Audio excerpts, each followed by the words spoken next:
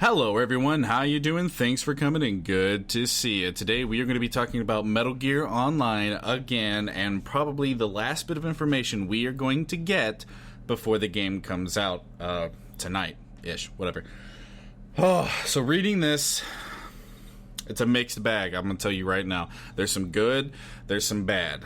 So sit down, get some popcorn, and let's go through this. Now, all this information has come through Twitter via Perfect Stealth. Check him out. There'll be a link in the description below to the full thing, that you're about to see. I have little excerpts from his very well written, actually, little article that he did. He was one of the persons who got to play against the developers recently.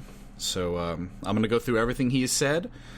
I hope he doesn't mind me using this stuff. But like I said, the link is in the description below. Go check him out. Alright, so we're just going to get started. Alright. That's not a good sign, by the way. Character creation and customization. You start the game off by creating your character. Creating a character works pretty much identically to the avatar creation in Metal Gear Solid 5 The Phantom Pain. The only difference is that in MGO, you have the choice to create a female soldier. You are given 3 slots and must choose what class your specific character is going to be. You're giving 3 slots, so ideally you'll have one of each class. Once you have adjusted your newly made soldier's features and chosen their class, you can name the character. Note, however, that the name is not shown during matches. The name is to help you differentiate between each character and their roles. So right off the bat, no custom character names. That's disappointing. But let's move on, it's not a big deal.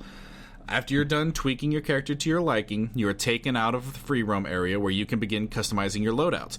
You have 4 loadout slots for each character that you can edit, and another 4 that are considered standard loadouts which you cannot edit. Your gear, weapons, and skills can be changed and assigned to a loadout. So that's pretty straightforward stuff. I'm actually reading these off, but you'll see them on the screen as I'm reading them. Creating a character, that's some basic stuff. There's nothing to go into there. But next, we're going to have something that I don't think has been talked about yet, and this is super exciting. I like this. Loadouts. Loadouts have ranks based on mobility. Anything you decide to bring with you and equip your character or their weapons with has weight to it. Some weapons weigh more than others, and you can further weigh them down if you decide to equip them with attachments. Similarly, secondary weapons such as pistols also have weight to them and can be weighed down even more by attachments. Lastly, any other support weapons you decide to bring with you also have weight to them. Your mobility ranking is shown next to your loadout's name and is assigned to a letter grade. Excuse me, I burped. The best mobility rank, S, is exclusive to the lightest class, the Infiltrator. Now, this is his personal opinion below that. His opinion is, I did not go into MGO3 expecting the loadout system to be like MGO2. No, I said that wrong. I apologize. He did not go in expecting to like the loadout system, but he was pleasantly surprised. Everyone running around with M4s and MGO2 got pretty boring, and I totally agree with him. It was so boring to have only 2 guns to pick from. It was... Yeah, I'll get to that. I'll get to what I was going to say later. The loadout system allows you access to the weapons and items you feel that you're best with at all times. No more skipping out on certain stuff at the beginnings around because you want to hoard Drebin points as much as possible. Now you have everything you need right from the beginning. Loadouts truly make it feel like your character, and I agree with him. I like the idea of having your character, your loadouts. I like the idea, and the weight system sounds really cool. Another aspect I appreciate is the weight system. Being able to run quickly to avoid fire is very important, especially as an infiltrator, but at the same time, you don't want to run around only with a pistol. The weight system is a great way to give the player choice, and I just want to personally add in also balance. Either you weigh yourself down by arming yourself with more weapons, or you give up some weapons to make you more maneuverable and faster. This also plays into finding your own style and using the tools the game gives you to flesh it out as much as possible. I pretty much agree with that. I love the idea of the loadout system. It sounds fantastic, and the weight is well done. That was a smart way to balance it out. You want to be a heavy armored Rambo, you got to pay the price. You're going to be slow. Infiltrator is going to be able to run up on you and CQC you into the ground in no time, but you'll be able to shoot the shit out of him if you see him. So there's the trade-off. Now we're going to switch on over to gear. Gear is for aesthetics only and does not contribute to your mobility ranking. There are quite a few choices for each individual gear slot. Each piece of gear costs gear points, or GP, which players accumulate by playing matches. Changing the color of these pieces of gear also costs GP, but I did notice some of the cooler looking options, such as gold color or zebra stripe patterns, cost mother base coins. You can buy and assign gear for your head, vest, and overall gear for your body, and accessories like sunglasses for your face, etc. Keep in mind that every class has gear that is exclusive to them. I never once during the event ran into a player with the exact same gear as myself. There are a lot of options for customizing your loadout. Not only can your gear's color be changed, but also every weapon as well. Like in single player, a gun can be completely customized to your liking. Now, this is his personal opinion. This next part. There are a fair amount of options in terms of head pieces, bodywear, and accessories. Where the customization really shines, however, is in the ability to change the gear's color. There are a plethora of colors to choose from for each individual piece. There are also, however, certain colors or patterns that require mother base coins to purchase, so microtransactions are present. But thankfully, gear is restricted to aesthetics only. Having a certain color or piece of gear does not make your character stronger in any way, shape, or form. There is definitely a lot of choice for customizing your character just the way you want them to look. And if you look at that sound like an idiot. If you look at that picture at the bottom, that man is wearing gold boxers. So, I'm not gonna lie, when I seen the woman wearing the what was it, the swimsuit, like the one-piece swimsuit in the live stream, I immediately thought, can dudes wear boxers? And it's confirmed, you can wear gold boxers.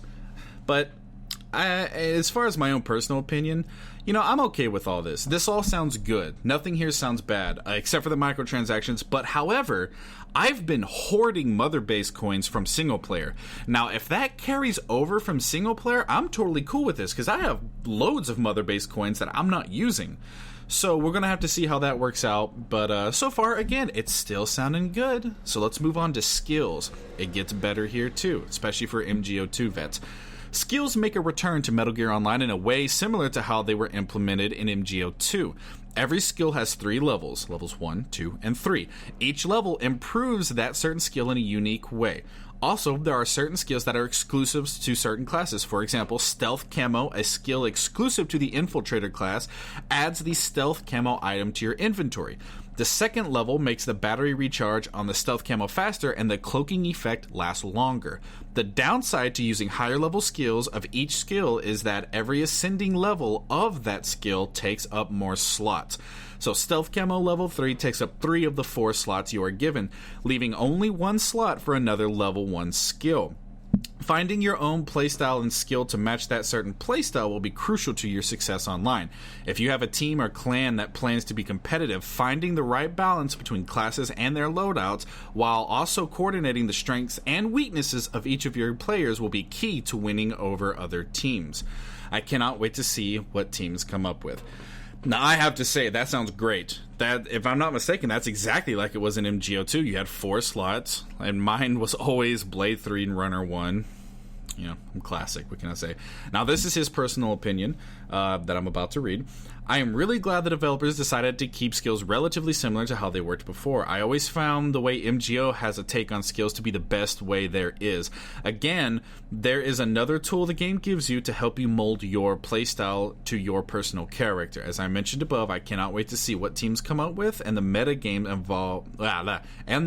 evolves when teams learn how to counter certain strategies. I really don't have anything to say to that. It's self-explanatory and pretty awesome. Now, the next thing we're going to talk about is Ascension.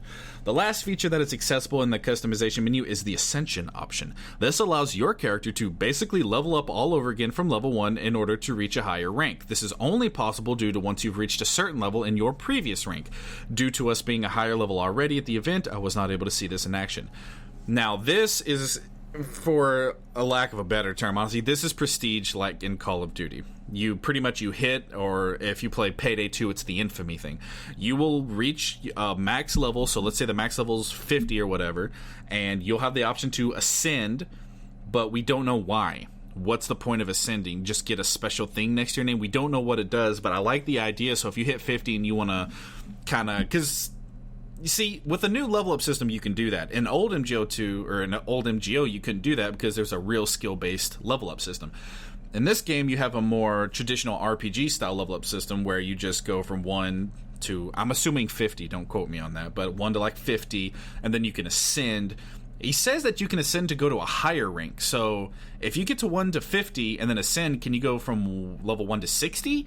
I'm not sure how that works or what it encompasses, but it's interesting, and I look forward to checking it out.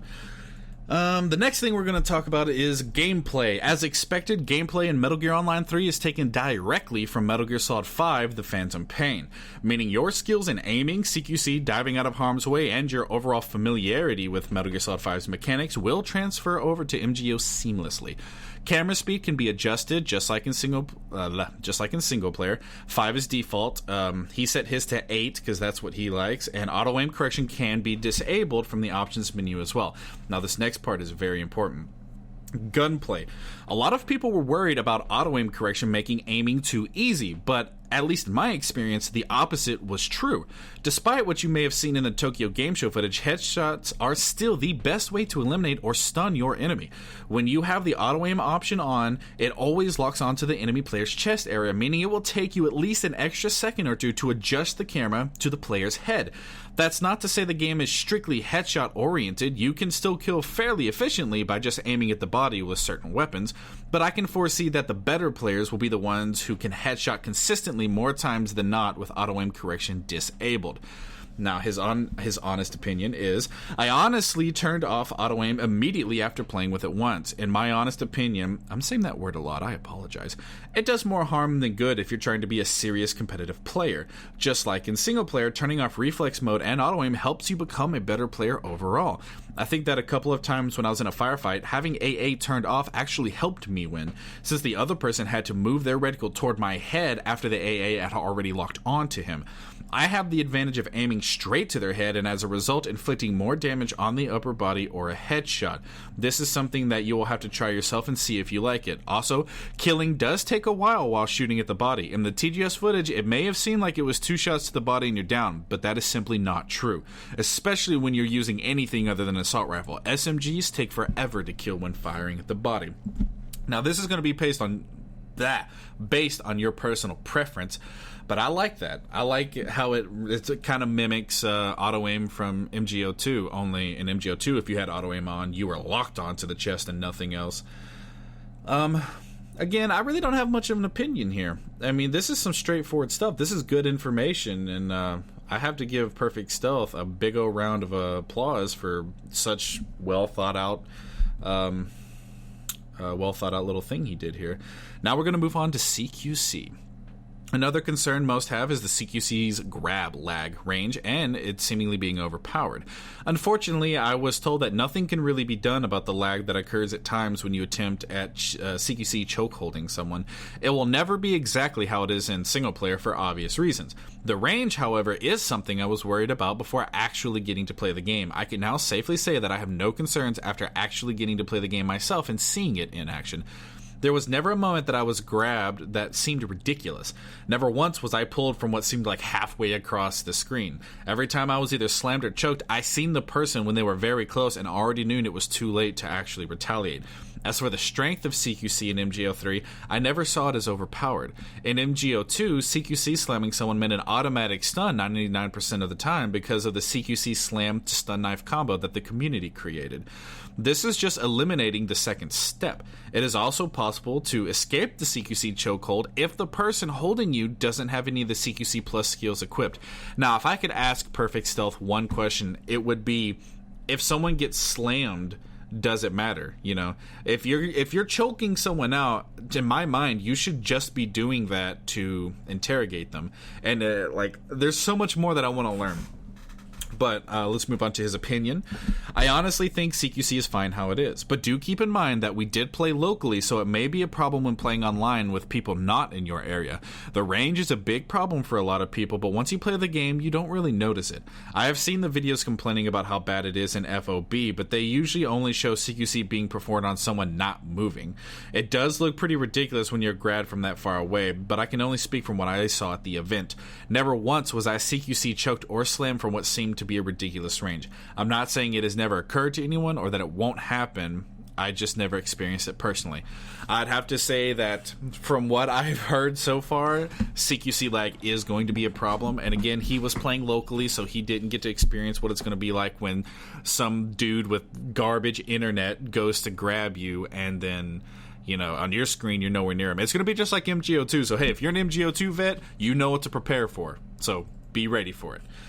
All right, next we're going to head over to marking. I actually have not read this one, so I don't know how important it is, but we're just going to go through it.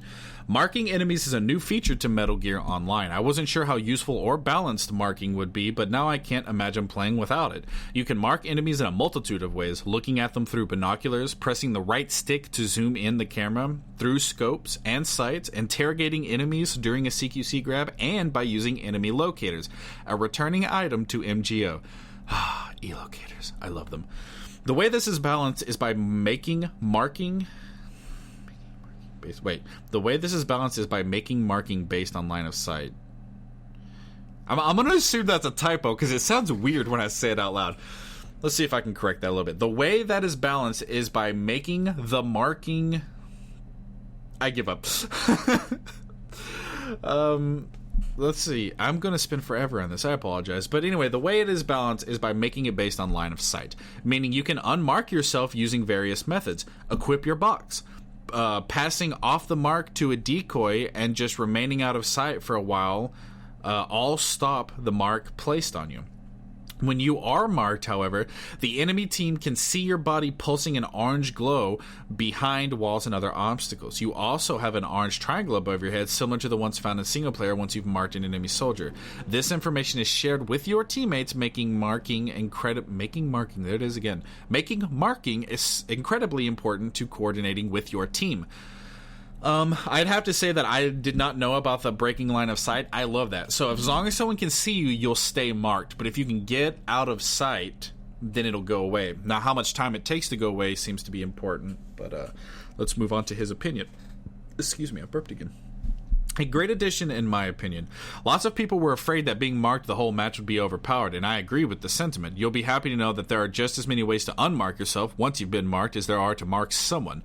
Marking makes teamwork a must, and it's a great way to make those who maybe aren't the best at gunplay or CQC to feel like they're still contributing to the team.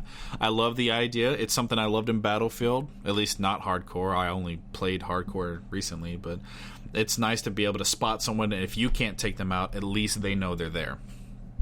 All right, next thing up, matchmaking. Now here's where it gets a little sketchy. A big concern I do have is in relation to matchmaking. There is thankfully the option to create your own custom matches, tweaked however you want them. You can adjust the mode, stage, ticket count, time of day, whether special characters are turned on or off, etc. There's also auto matching, and this is where my concern lies. I was under the impression that auto matching would work similarly to how it was handled in MGO2 and other games, where it takes the queue of people waiting to be put into a certain game mode and creates a game from there. It is my understanding that instead, auto matching puts you in a custom match that someone else created that matches the parameters of what you were looking for. The problem is that if no one wants to play the way you do, you would have to make your own lobby and hope that somebody joins. I don't think waiting is going to be a bad option. I used to wait 10, 15 minutes, which it might seem terrible, but when you create a game in MGO2, you wait 10, 15 minutes, people start joining. Some people don't want to wait that long, but anyway, If you want to play Team Sneak exclusively for a day, you could, as long as you accepted playing with the official rules. If no one has the rule set that you do, or if a certain rule set you don't particularly enjoy becomes the standard in custom matches, think back to the people who would ban CQCX, Box 3, and Knife 3 in MGO2. I fucking hated those people. Then you're kind of screwed unless you find like-minded people to play with. Either way, I'm just as glad that we're able to tweak our matches again and create our own lobbies, just like in Free Battle. And I totally agree. We're gonna have to see what happens. You know, I noticed he didn't mention anything about kicking people. How do you kick people? Is it majority vote, or can the host kick whoever he wants? I really want to know. I don't think he mentions it anywhere. So let's just move on to the last bit, and the most unfortunate bit that may upset a few of you considerably. So, parties. You can create a party in-game by adding your friends via PSN or Xbox Live and joining a match together as a team. All of you will end up in the same team and will be able to voice chat in-game. The max limit of a party is 8 players. Now, we already knew that, so I'm just going to move on. Clans. Clans. I know that a huge part of the community is upset at the lack of integrated clan features that we had in MGO2. I too was let down at first as well, but after talking to the developers and doing a bit of thinking, I realized it's not all that bad. While I miss being able to have a clan name and emblem under my name like in MGO2, I know it is possible for us to make our own clans using external tools and websites that are available nowadays. If you think about it, some of the biggest and most popular games out there don't have the best or even any integrated clan features at all, yet they continue to survive decades after the initial release because of the community, and because, they weren't shut off by someone. Wink, wink. It's really up to us to make a community out of this game, and I agree with all of that, sort of. He goes on to say, you can read it yourself, places that you can join a community. And the PlayStation 4, I don't know if the PS3 has it, but the PS4 just had a feature called the community feature. You can join a community. I've created one myself. I've made a video about it. You can join a community of people that play the games you play, and you can join them through that feature. Here's the problem. Fuck that. I am sorry, but fuck that. There should be clans in this, and I am sorry to Perfect Stealth, but it was never about, at least in my mind, it was never about, I don't know how to word this properly, but when you're playing a team sneaking match online, right, you go to auto match and boom, you get placed. You see your 5 guys, right? Like, one of my clan's name was The Gears. It was, I named it after a Death Clock song called The Gears, right? Now, all of us, like at least most people that I played with, were in the Gears. Now, when we would join a match, you'd see all of our names. Bam, you would see our emblem. It was a black background with a gear, like a cogwheel type gear. And I loved that. And on the other team, you would see some people join. Bam, it's the Metal Gear Online super badass 360 no scope elites, or whatever fucking name. Everybody had a unique name, and you would see their emblem and you would recognize that emblem. You'd be like, oh my god, it's those guys, we gotta win, let's get pumped. But now, when someone joins, unless your actual fucking username is in correlation with your clan, nobody's gonna know. That is stupid, and it needs to be changed. And I am sorry if my opinion does not correlate with yours. I don't even know if correlate is a word. Align. We're going to go with align instead. Ignore that I said correlate. If my opinion doesn't align with yours, I am sorry, but this is stupid.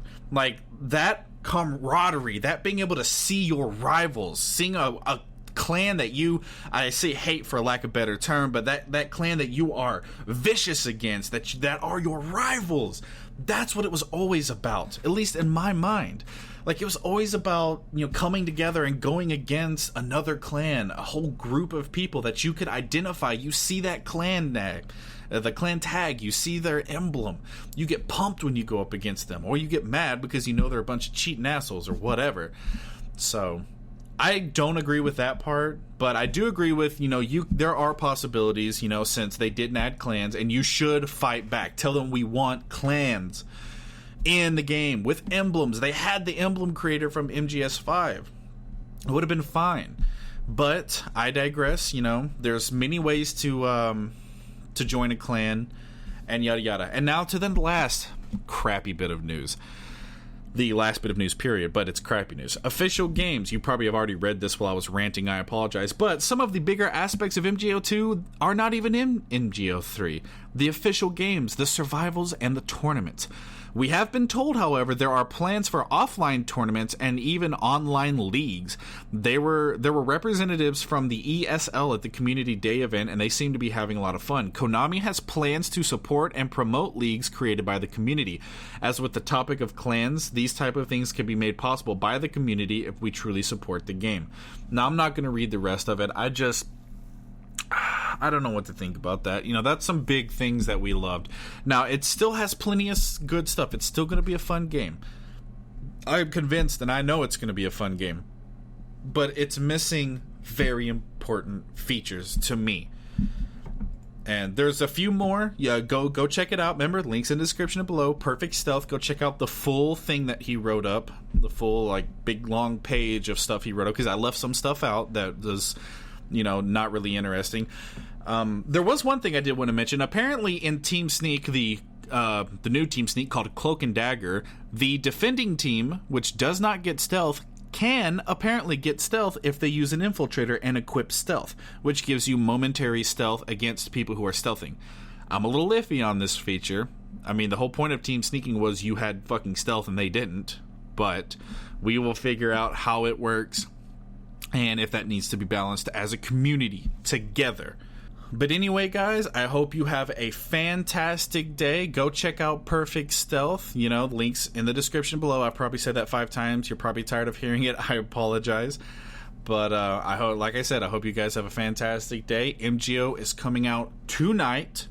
Apparently midnight PST. That still seems to be the official go-to. Apparently, they're already able to pre-download it in Japan.